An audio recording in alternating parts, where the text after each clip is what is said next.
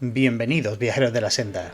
En estos Game Awards de 2024 hemos sido testigos de un gran anuncio, y ha sido el tráiler cinematográfico de The Witcher 4, en el que hemos conocido pequeños detalles y testimonios sobre lo que esta nueva saga nos puede deparar, pero a su vez ha despertado ciertas asperezas en muchos fans de la saga, y tantos otros que han comenzado a catalogar como woke la decisión de Ciri como protagonista.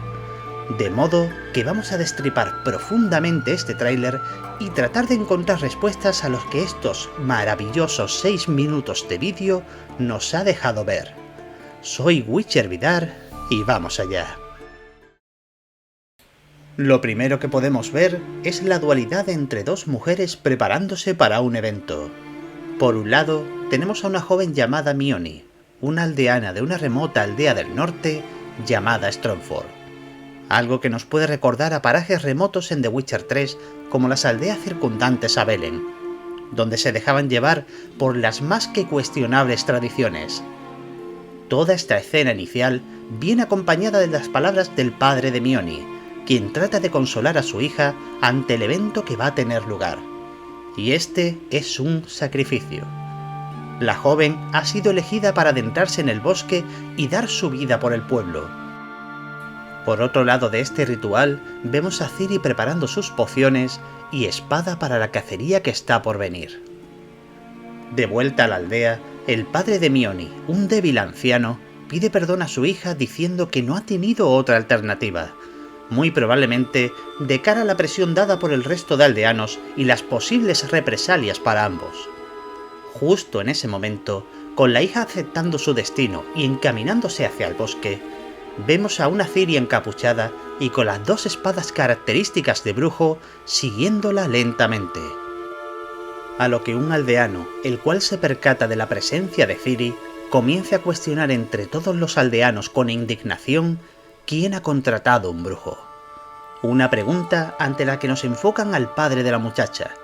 Claramente ha sido este el que, desesperado, ha dejado a un lado las tradiciones y ha pedido al brujo que se encargue de salvar a su hija. El aldeano furioso intenta detener a Ciri, diciéndole que es una tradición, que ella ha sido elegida por los dioses. Ante lo que una Ciri más madura y furiosa responde que no han sido los dioses, que han sido ellos los que la han elegido. Este es el primer vistazo que tenemos de Ciri tras tantos años, pero no es su diferencia de edad lo que más nos impresiona, sino sus ojos. Estos han pasado a ser los característicos ojos de un brujo, amarillos y con pupilas rasgadas. ¿Y por qué convertirse en un brujo? Según Sebastián Kalemba, director del videojuego, se debe a que los momentos más felices de su vida era cuando estaba en Kaer Morhen, entrenando con otros brujos, justo antes de que toda su vida diese un vuelco, cuando acabó desamparada, secuestrada, torturada y pasada de mano en mano, rodeada de personas que únicamente querían sacar provecho de ella. Una trama en las novelas que acabó convirtiendo a la leoncilla de Cintra en el personaje que terminó luchando codo con codo en aquellas escaleras ensangrentadas del castillo Estiga, junto a Geralt de Rivia. Es lógico pensar que quiere replicar aquel estilo de vida que hizo tan feliz a aquella niña. Ya en el bosque, vemos como Mioni llega al umbral en el que será sacrificada. Ciri, como buen brujo, hace uso de la ventaja que le brinda usarla como cebo. Espera que la muchacha atraiga al monstruo para acabar dándole caza. Esto es algo que ya hemos podido ver en otros brujos como Geralt o incluso Eskel. Está bien claro que Ciri ha conseguido aprender de los mejores brujos de la Escuela del Lobo. En esta escena tenemos un enfoque al medallón de brujo de Ciri, el que nos mostraron hace tiempo y que CD Projekt Red confirmó de que se trataba de un lince. Ante esto, hay noticias que aseguran que realmente existe una escuela de brujos apodada como el lince. Sin embargo, y a fecha de hoy, no existe confirmación por parte de CD Projekt de la existencia de dicha escuela de brujos con dicho nombre en su propio canon ampliado. Lo único que podemos saber es que se trata de un lince. Pese a ello, podemos pensar que existe la posibilidad de haber restaurado las costumbres de los brujos creando una nueva escuela. pero la información que tenemos al respecto de una escuela del lince solo forma parte del canon creado por fans, y no por CD Projekt. En mi opinión, puede haber dos posibles explicaciones: que realmente tengamos como mínimo una nueva escuela de brujos, o que simplemente Ciri haya modificado el antiguo medallón de gato que le arrebató a Leo Bonhart, haciendo ver que ésta ha ascendido en cuanto a habilidad y experiencia. Pero esto es algo que solo el tiempo lo dirá. El momento en el que Ciri entra en la niebla, ésta comienza a oír diferentes voces, presumiblemente alucinaciones y miedos que han estado resonando en la cabeza de todos los aldeanos de Stromford. Podemos oír uno muy particular: "Yo fui la elegida, la ungida", claramente haciendo referencia al destino de los sacrificios que el mismo pueblo ha estado ofreciendo hasta ahora, pero a su vez podemos ver cierta similitud en Ciri, como heredera de la vieja sangre y como una persona que trata ante todo no solo de huir de su destino que constantemente trataban de imponerle, sino además cambiarlo. Este nuevo monstruo que se nos presenta hace uso de los miedos de las personas para sacar ventaja, cosa que hace a la perfección para atacar a la cazadora de monstruos. Hay quien alega que se la ve luchando de una forma muy torpe y errática. Quiero pensar que se debe a estos miedos internos que la hacen titubear. Pero todo eso cambia en el preciso momento en el que decide tomar una poción de brujo. Según ha confirmado el director del juego, Ciri ha superado la prueba de las hierbas, la que, como muchos fanáticos de la saga sabréis, es indispensable para conseguir crear un brujo. Sin embargo, esto despierta muchas incógnitas y nos hizo arquear una ceja a muchos otros. Veréis, el proceso para crear un brujo es extremadamente doloroso e invasivo, pues lo que se plantea con esto es obligar al cuerpo a mutar, pero para ello se debe exponer al mismo a una enorme carga de mutágenos y magia. Esto provoca una serie de cambios en el cuerpo que eventualmente transforman al anfitrión en un brujo, un ser con las capacidades enormemente potenciadas y capaz de usar magia menor como son las denominadas señales de brujo. El problema, según los datos que tenemos actualmente por el canon ampliado de CD Projekt Red, es que este proceso se aplicaba en niños y no en adultos, dado que estos primeros tenían más posibilidades de sobrevivir. Y digo niños de forma literal, pues no se conoce a ninguna niña que superase la prueba de las hierbas. Sabiendo esto, ¿de qué modo Ciri, una mujer adulta, consiguió superar la prueba de las hierbas? Podemos especular algunas opciones, como mayor conocimiento en realizar las pruebas para anfitriones adultos en ambos sexos, el uso de los mutágenos de Broquilón, el cual transformaba a niñas pequeñas en ninfas, el uso de la hechicería, el poder interno de Ciri, la vieja sangre. Alternativas hay muchas, pero quedará que sean los implicados en el juego los que nos iluminen en este aspecto. Una vez Ciri bebe la poción, sus ojos se tornan azules, se aproxima con fuerza y velocidad hacia el monstruo y vemos cómo usa señales de brujo como Quen, usándola en el momento justo para hacer retroceder sus ataques. El nombre de este monstruo ya ha sido confirmado: Bauk, un monstruo enormemente poderoso en este mundo, el que además tiene capacidad de articular palabras. No es descabellado pensar que posea un ligero raciocinio, el suficiente para tener bajo su yugo a los aldeanos de Stromford. Esto nos deja ver que por mucho que transcurran los años, seguirá habiendo zonas del continente en las cuales los aldeanos seguirán siendo sometidos por aterradoras y a veces poderosas criaturas. Y hablando de poder, en este mismo momento, cuando Ciri es acorralada por el Bauk, vemos como ésta absorbe energía de un pequeño torrente de agua que hay cerca de ella, para posteriormente utilizar un poderoso hechizo eléctrico. Las palabras de Kulemba ante este hecho dan a entender que ella es capaz de hacerlo porque es una poderosa fuente. A mi modo de ver, me dio la sensación de ser algo muy similar a lo que haría una hechicera, y es que después de todo, Ciri podría disponer del mejor arsenal de ambos mundos, el de la brujería y el de la magia, todo gracias a sus progenitores Geralt y Yennefer. Tras este ataque eléctrico, aprovecha el desconcierto del Bauk para desmembrarlo, y posteriormente saca una cadena de plata. Este momento nos recuerda la escena en el primer The Witcher, y no solo eso, sino que es también lo que Geralt acabó haciendo cuando luchó contra la Strige. Y por si fuera poco, Ciri hace uso de magia para encantar la cadena y prenderle fuego. En su momento podríamos pensar que esto es una ampliación de la señal Igni, pero sabiendo que estamos hablando de un brujo muy particular con unos poderes muy amplios, creo que podemos esperar casi cualquier cosa. Tras decapitar al monstruo y reclamar su trofeo, llegamos a un momento que para mi gusto representa muy bien la esencia de la saga, algo que para nuestra suerte los más veteranos de CD Projekt Red saben replicar a la perfección.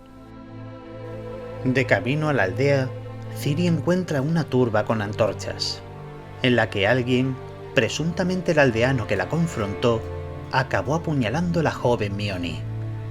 El desencadenante de esto es el padre de la chica llorando desconsoladamente mientras abraza su inerte cuerpo. Un pobre hombre que depositó todas sus esperanzas en Ciri. Un hombre que además vemos herido, seguramente por haber tratado de salvar a su hija. Este momento me resulta muy especial, ante todo por la forma en la que Ciri y el hombre cruzan sus miradas. Ciri pasa de una expresión de enojo a desconsuelo al ver a este hombre, al ver a un padre dándolo todo por su hija, tal y como lo habría hecho Geralt por ella. Y este momento se rompe de golpe cuando el aldeano, el que la confrontó, entre argumentos y excusas ante lo ocurrido, dice una única palabra que vuelve a detonar a Ciri: dioses. Gods? There are no gods here. There are only monsters. Este momento resulta clave.